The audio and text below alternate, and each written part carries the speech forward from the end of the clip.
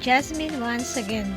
The video that I'm going to share with you today is about the ruins in Keroa and the HaMaalachim Shahariya forest or the angel forest located in the south of Israel close to Sde Moshe and Kiryat Gat.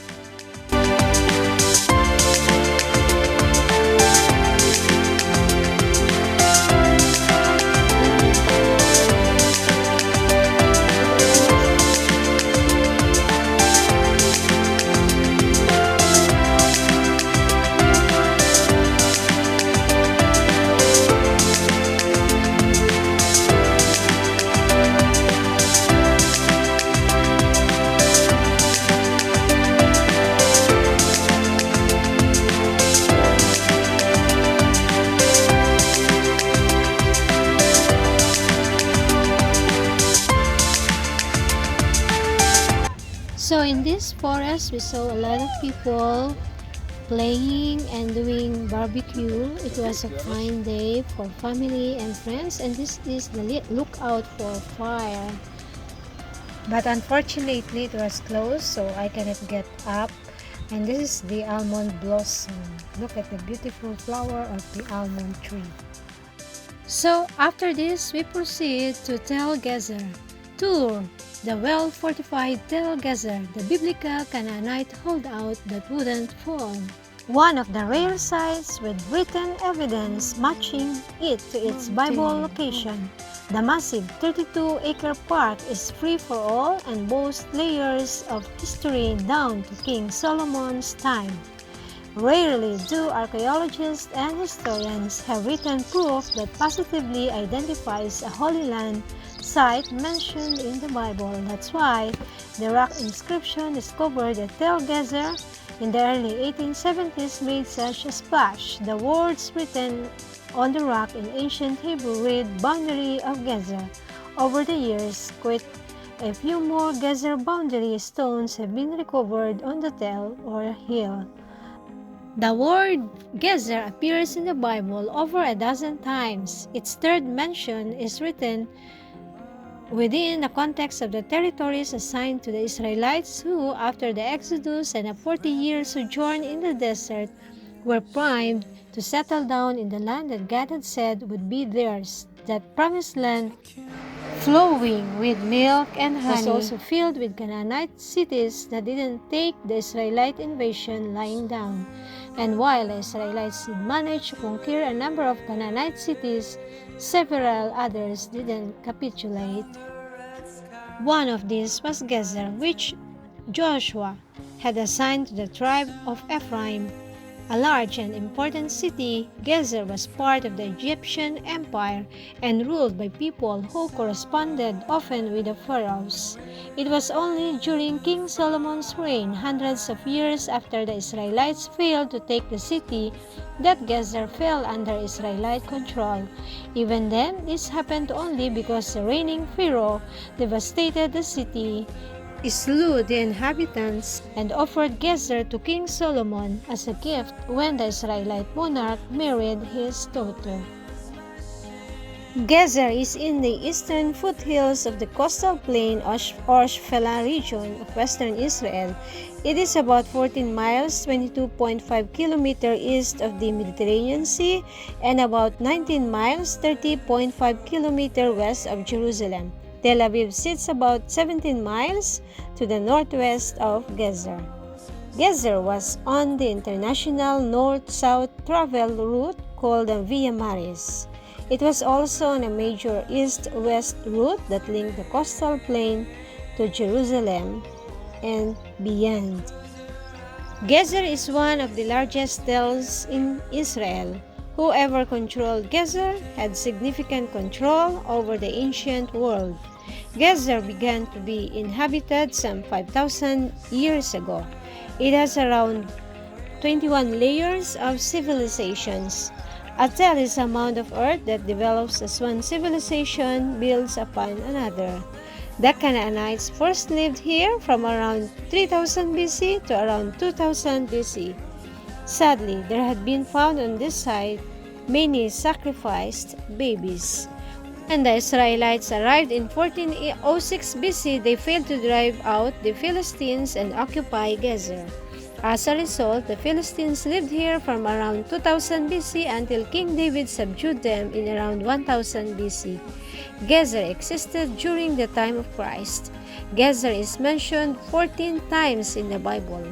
During the Hashmonaean Revolt, 167 BC, the Jews lived close to Gezer and used it for battle purposes.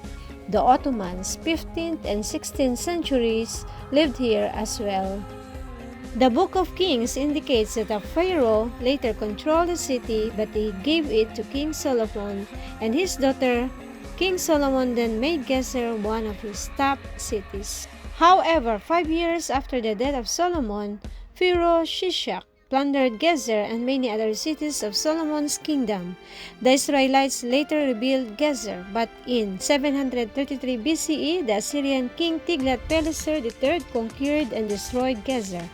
4 centuries later, the Hashmoneans fortified Gezer and added boundary stones to mark its territory. In 1177 CE, a critical battle took place in the fields of Gezer, where the outnumbered Crusaders defeated the Muslim army.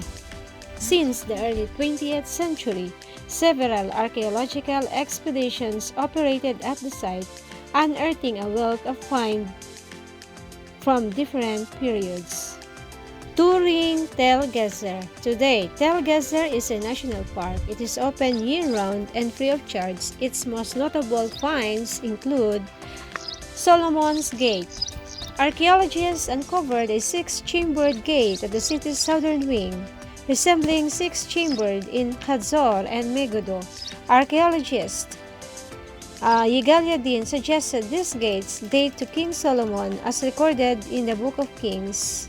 Here is the account of the forced labor King Solomon consecrated to build the Lord's temple, his palace, the terraces, the wall of Jerusalem, and Hazor, Megiddo, and Gezer. 1 King 9:15. However, further research demonstrated that 6-chambered gates also appear in other sites, and they do not necessarily date to the time of King Solomon. Canaanite Gate. Next to the biblical era gate, archaeologists uncovered another city gate built of bricks dating to the Canaanite period.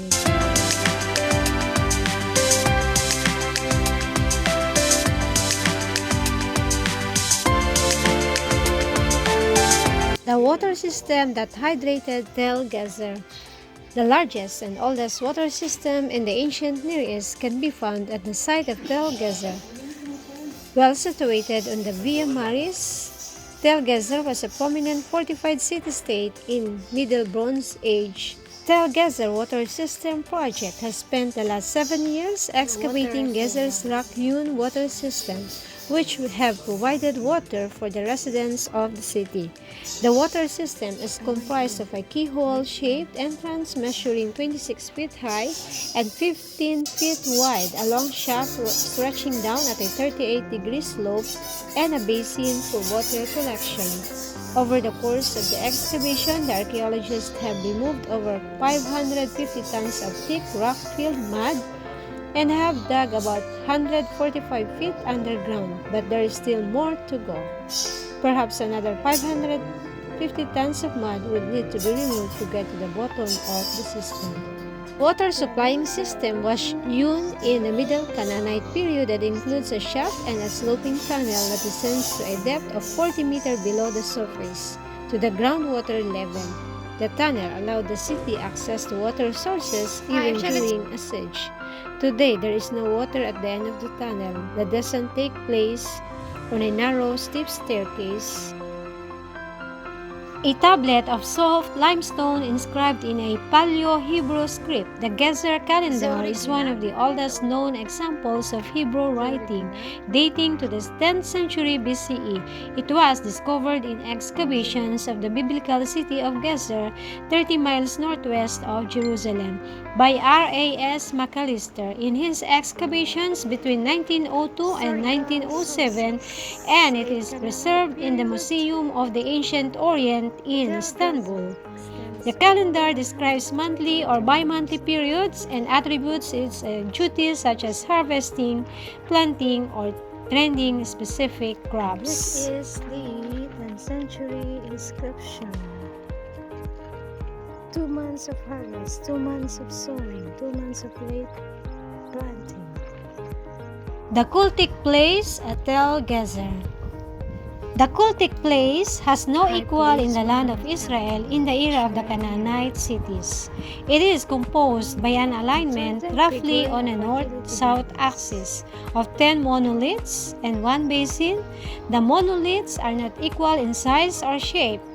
On site, we can only see 7 of these monoliths, but the place of the 3 missing ones is still visible. What was the purpose of such arrangement? This has baffled the historians since its discovery just over 100 years ago. The generally accepted explanation is that in biblical times, monoliths were erected to seal an alliance or a pact. This indeed is narrated when Moses wanted to commit the alliance between God and the 12 tribes in the desert. One other explanation is that these pillars represent the sacred pillars of other cities that were subjugated by Gezer. These sacred stones were therefore displayed as trophies and also a way to mark Gezer as the only center of cult for the cities that were conquered. We can understand this cult as representation of the Canaanite god Baal and its spouse Ishtar. Together they form the divine couple, similarly to the Greek Zeus and Hera or the Roman Jupiter and Juno. In short, Baal and Astarte echo the combined masculine and feminine principles of the human race. But there is more about this cultic place. McAllister had also found many graves in the same area. These graves were of small children laid on a particular position, at times in a jar, often with elements of decoration with them. There is little doubt that this was not a graveyard but rather the resting place of children sacrificed to the gods. Here again, we find sources in the Bible that mention in Canaanite practice, "Isn't you that inflame yourselves among the terebinths under every leafy tree that slay the children in the valleys under the clefts of the rock?" Isaiah 57:5. The sacrifice of children is particularly prohibited by the Bible, such as in Leviticus 18:21 and 23.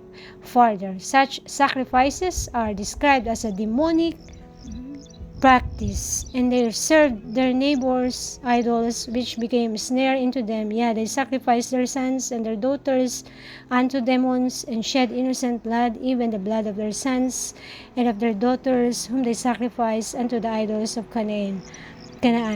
Psalms 106:36-38. Because of this practice of child sacrifice, the people of Canaan were doomed to be destroyed. When Abraham was driven by God to the promised land, it was already settled by Canaanite people under the rule of the Hittites. The boundary stones. Archaeologists recorded several inscribed stones around the mound. Each stone is inscribed in Hebrew, "Boundary of Gezer." On the side facing Gezer, on its opposite side, they are interpreted as Gezer's boundary markers in the Hellenistic period.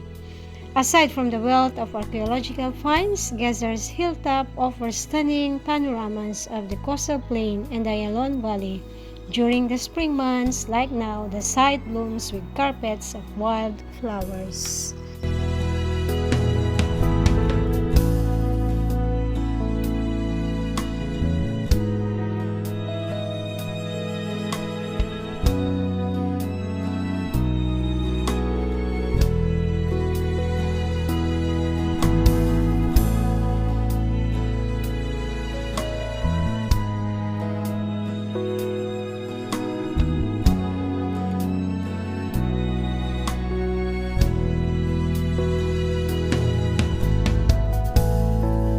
In July 2022, a brush fire forced more than 1,000 people at a camp to evacuate.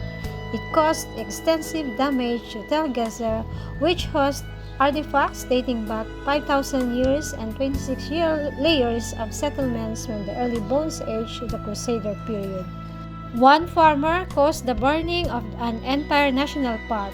Fire spread quickly because of hot, dry, and windy weather conditions.